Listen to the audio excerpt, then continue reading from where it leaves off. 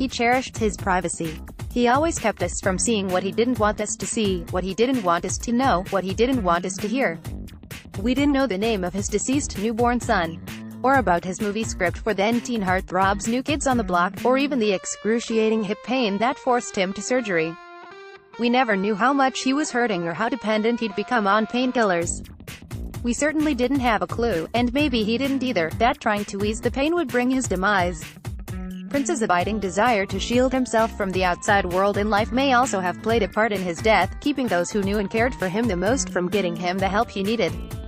But, as with so much else with Prince Rogers Nelson, we'll never know. We lack full closure about the 57-year-old Minneapolis music icon's death on April 21, 2016, from an accidental opioid overdose, even though Carver County, state and federal authorities ended their investigation Thursday with no criminal charges. Now we are left with so many questions that may never have answers. How and where did he score that counterfeit, fatal fentanyl? Why didn't one of his associates stay with the obviously ill Prince on the night before he was found? And could the people who knew about Prince's drug issues have done more to help him? Why are his heirs feuding over his estate? And who's running the estate anyway? Couldn't he have left a will? It's really sad. He didn't get the justice that he deserved, said Prince fan Sarah Savoy of Prior Lake. I feel the police didn't take it seriously enough. They didn't lock down Paisley Park right away. They didn't even take his computer. They don't have enough information to really know what happened. There's never going to be closure. That's never going to be a word we're able to use when it comes to Prince, self-styled mystery. In hindsight, it should come as no surprise. The Purple One was always a man and a musician of mystery. He relished being enigmatic. He purposely confused things from the get-go of his career. When releasing his debut album in 1978, he agreed to let his manager lie about Prince's age to make the then 20-year-old seem like a teen prodigy.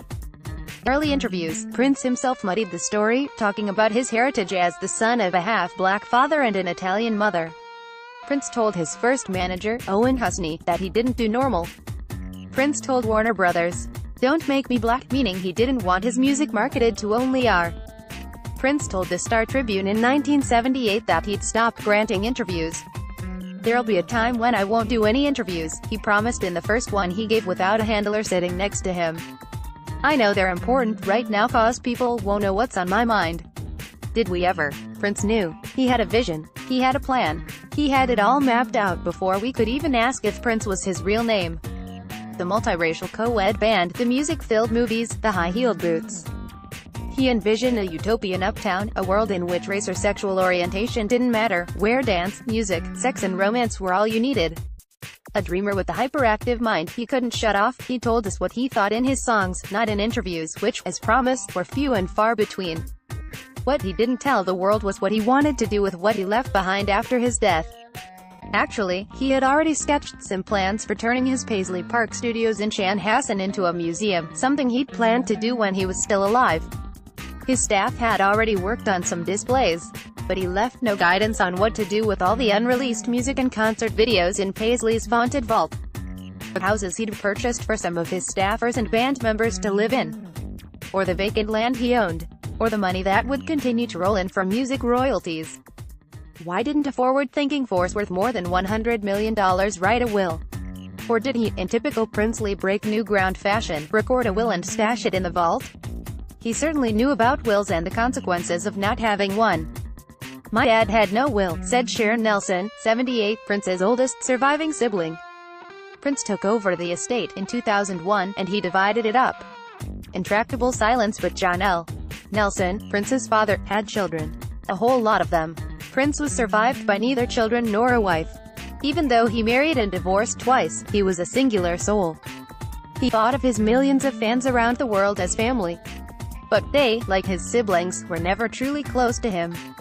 If he had someone close to him, it was probably Kirk Johnson, his sometimes drummer, ubiquitous aide-de-camp, a Paisley Park manager and best man at Prince's first wedding. It was Johnson who carried his unconscious boss off the private plane in Molineville, in the early morning hours of April 15, 2016, after Prince overdosed on painkillers while flying home from 2 concert performances in Atlanta. It was Johnson who obtained prescriptions in his name even though the drugs were for Prince. It was Johnson who dropped off Prince after a visit to the doctor on the night before the superstar died. Many have been asking, why didn't Johnson or someone else stay with Prince that night when he was clearly not well? Nothing in the investigative reports addresses that question. And Johnson is not talking. He's a loyal soldier, a personal fitness trainer. In addition to his Paisley duties, he's likely to take his Prince secrets to his grave. Johnson's unwavering loyalty and intractable silence were necessary to ensure Prince's privacy. The longtime friend didn't even reveal anything of major consequence to investigators, except perhaps that he didn't become aware of Prince's drug issues until a week before his death. Carver County officers also spoke with bassist Larry Graham of Sly. Graham, who had moved to Chanhassen from California because of Prince, met with his famous friend on April 18, 2016, just days before his death. When investigators asked Graham if Prince would have disclosed any health concerns to him, the bass player said, no, because Prince was a private person. If there was a problem or an issue, Graham told authorities, Prince wouldn't want Graham to know. Savoy, who was a regular at Paisley Park events since 2012, said she and other fans noticed in 2015 that Prince had lost weight and looked ill.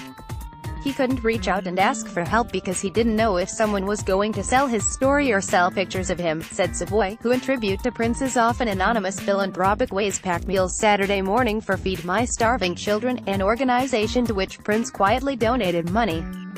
The fact that he didn't have anyone he could trust is ultimately what killed him. Feuding family now, it's up to his heirs, their attorneys and a court-appointed administrator in California to sort out his estate. The 6 surviving siblings have split into 2 feuding factions, pretty much the ones who share the same mother as Prince, Tyka Nelson, Omar Baker and Alfred Jackson, versus the ones who share just the same father with him, Sharon, Norrin and Johnny Nelson. The siblings may have stood on stage together Friday at Target Center for the Prince Live on the Big Screen concert, but they're fighting in court over how to handle Prince's estate and which advisor should be in charge. Tyka Nelson, who occasionally attended Prince events at Paisley, may have spent the most time with him, but no one in Prince's inner circle would have characterized them as tight. Moreover, these estranged siblings were almost strangers to one another when Prince died. I didn't know Tyka, Omar or Alfred at all, said Sharon Nelson, who has lived in New York for decades and temporarily moved back to the Twin Cities to deal with the estate. And I hadn't seen some of the others in 50 years, call it distance, dysfunction or privacy. Maybe Prince preferred it that way. He could communicate and unite magnificently with music but not so much in real life. Ultimately, that don't show a weakness solitary lifestyle may have cost him his life. It must have been so lonely to be him, said fan Savoy, who used to exchange messages with Prince on Twitter. There are millions of people around the world that love him, and he didn't have anyone that he could trust.